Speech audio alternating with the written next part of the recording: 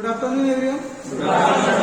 जैसा कि हम देख रहे हैं कि हम लास्ट क्लास में हमने पढ़ा था rotating concept of electrical machine. ये जो मशीन होती है, मशीन किस तरह से हमें रोटेट हो रही है। अब रोटेट होने में मशीन की जो हमारे प्रकार है, प्रकार में हमारे दो तरह की मशीनरी होती है, एसी मशीन और डीसी मशीन। अब एसी मशीन क्या और डीसी मशीन क्या, ये दोनों में हमें फर्क जानना है। तो अभी जो पहला यूनिट हमें स्टार्ट करना है वो हमारा है डीसी मशीन। डीसी मशीन को हम दो भागों में लेंगे, पहला उसका जनरेटर और दूसरा उसका मोटर। दोनों में फर्क कुछ नहीं है, दोनों मशीन एक ही है, इसलिए मैंने पहले ऊपर नाम क्या दिया, डीसी मशीन। अगर मैं इलेक्ट्रिकल सोर्स के तौर पर या फिर उससे इलेक्ट्रिसिटी जनरेट कर रहा हूँ तो वो मेरा क्या होगा, जनरेटर। और उसका अगर मैं मैकेनिकल एनर्जी तैयार कर रहा हूँ तो वो मेरा क्या होगा, डीसी मोटर। यही एक शॉर्ट फॉर्म में फर्क है उसका नाम डीसी मशीन में, जिसको हम दो भाग में विभाजित करते हैं।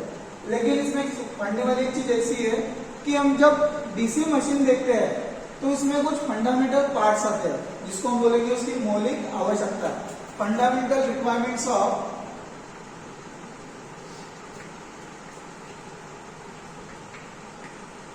Fundamental requirement. कि उसमें रिक्वायरमेंट क्या है, फंडामेंटल यानी कि मौलिक, जिसके तौर पर हम लोग को उसको डीसी जनरेटर या फिर डीसी मोटर बोलेंगे। तो सबसे पहले हमें याद करना है कि डीसी जनरेटर पढ़ने से पहले हमारे पास एक Faraday's law of electromagnetic induction, उसमें हमें क्या बताया और कौन सी चीजें बताई है हमें ध्यान रखना है। तो Faraday's law of electromagnetic induction क्या होता है, किसी कांस्टेंट मैग्नेटिक फील्ड में अगर किसी शॉर्ट सर्किटेड कंडक्टर को उसी के मैग्नेटिक फील्ड की दिशा में अगर रोटेट करते हैं तो उस कंडक्टर में क्या तैयार होगा, ईएमएफ इंड्यूस होगा। यही बात हमें यहाँ पे देखनी है। सबसे पहले हमारा आ गया कांस्टेंट मैग्नेटिक फील्ड यानी चुंबकीय लाइंस है, तो सबसे पहले हमारा रहेगा मैग्नेटिक फील्ड। अब मैग्नेटिक फील्ड क्या है, तो मैग्नेटिक फील्ड एक मैग्नेट का दायरा, हर किसी का एक दायरा होता है, पर्टिकुलर उसका एरिया होता है। जैसे हमको पता है कि अगर एक चुंबक लेते हैं या फिर दो मैग्नेट लेते हैं, अगर दोनों को आमने सामने पकड़ते हैं तो एक कंफर्म डिस्टेंस के बाद या फिर एक पर्टिकुलर डिस्टेंस के बाद दोनों एक दूसरे को क्या होंगे, अट्रैक्ट होंगे। लेकिन उसमें भी हमें ध्यान रखना है कि हमारे जो पोल है वो हमेशा कैसे चाहिए, अपोजिट। अगर सेम पोल रहेंगे तो अट्रैक्ट करेंगे क्या, नहीं। जब वो अपोजिट पोल आमने सामने आने के बाद अट्रैक्ट कर रहे हैं, जहां से वो एक दूसरे को ज्यादा अट्रैक्ट करेंगे वो एरिया उसका क्या पकड़ा जाएगा, एक मैग्नेटिक फील्ड का एरिया पकड़ा जाएगा। वही मैग्नेटिक फील्ड का एरिया हमें यहाँ पे पता करना है इसमें। अब इसमें हमें मैग्नेटिक फील्ड तैयार करने के लिए हमें क्या चाहिए, पोल, उसको हम बोलेंगे फील्ड पोल। ठीक, फील्ड पोल, इसके ऊपर हम कॉइल ढूंढेंगे, जैसे आपने फर्स्ट ईयर में पढ़ा होगा सोलेनोइड टेस्ट, वही सोलेनोइड टेस्ट को हम क्या बोलेंगे यहाँ पे, फील्ड पोल। तो हो गया हमारा पहला मैग्नेटिक फील्ड। अब ये मैग्नेटिक फील्ड हमारी कौन सी रहेंगी, कांस्टेंट, जिसमें किसी तरह का कोई बदलाव नहीं होगा।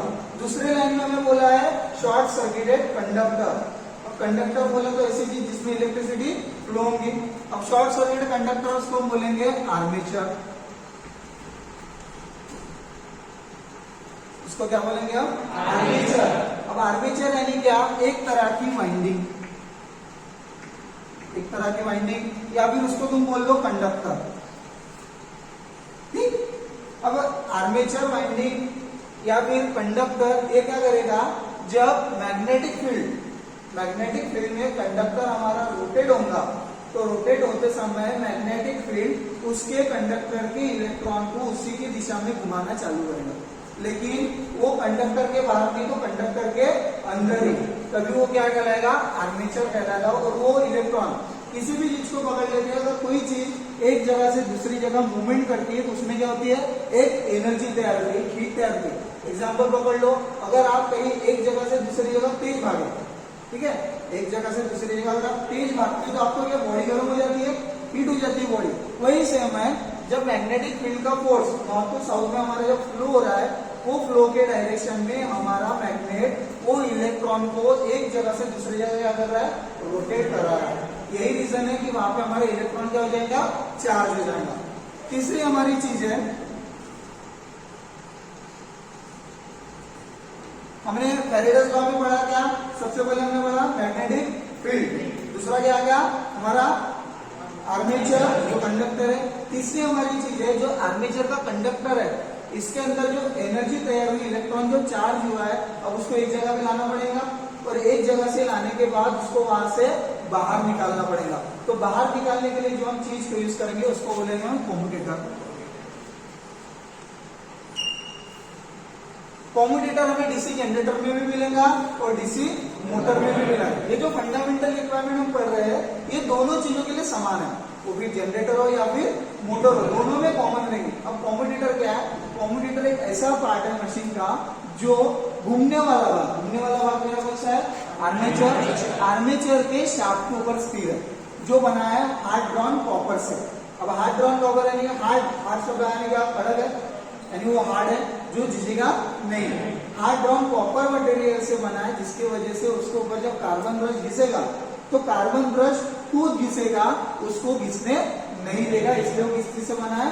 हार्ड ड्रॉन कॉपर से बना है। हमारी चौथी चीज है कार्बन ब्रश। हमारी चौथी चीज कौन सी है? Carbon brush. कम्यूटेटर के ऊपर जो घिसने वाली चीज रहेंगी वो क्या रहेंगी? Carbon brush. जो कौन से मटेरियल से बनेंगे?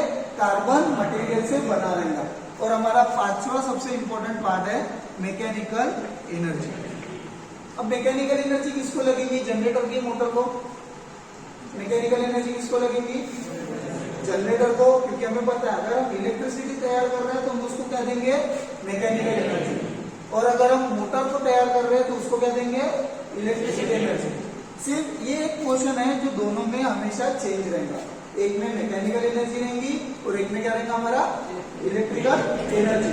ये दोनों चीजें के हिसाब से डीसी जनरेटर और डीसी मोटर यहाँ पे स्पेसिफाई होते हैं। अब इतना ध्यान रखिएगा कि अगर डीसी जनरेटर, डीसी मोटर ये अगर आपको पूछा और उसके पार्ट्स पूछे गए या फिर किसी ने पूछ लिया डीसी मशीन के फंडामेंटल पार्ट्स या फिर मौलिक आवश्यकता है, तो आपको ये चीजें बतानी है। लेकिन याद रखना मैकेनिकल एनर्जी कब बताएंगे? जब वो जनरेटर है या फिर मोटर है। जनरेटर रहेगा तो मैकेनिकल एनर्जी और मोटर रहेगा तो हमारी इलेक्ट्रिकल एनर्जी। यहाँ पे हमारा और आ जाएगा इलेक्ट्रिकल एनर्जी। यहाँ पे हमारी कौन सी एनर्जी तैयार होगी? Electrical energy. ये fundamental parts of DC machine. मैंने मशीन बोला, जनरेटर नहीं। अगर जनरेटर बोलता हूँ तो मेरे को याद रखना है मैकेनिकल एनर्जी, और मोटर बोलता हूँ तो मेरे को क्या याद रखना है? Electrical energy. अब इसके बारे में हर एक पार्ट को स्पेसिफाई हम करेंगे अपने अगले क्लास में। यहाँ तक किसी को कोई डाउट है? फंडामेंटल रिक्वायरमेंट में किसी को डाउट है? पक्का इतना समझ में आ गया? अगले क्लास में हम पढ़ेंगे ये भागों का कहाँ यूज कर सकते हैं और इसका पर्टिकुलर मटेरियल कौन सा है, ये किस तरह से यूज करेंगे और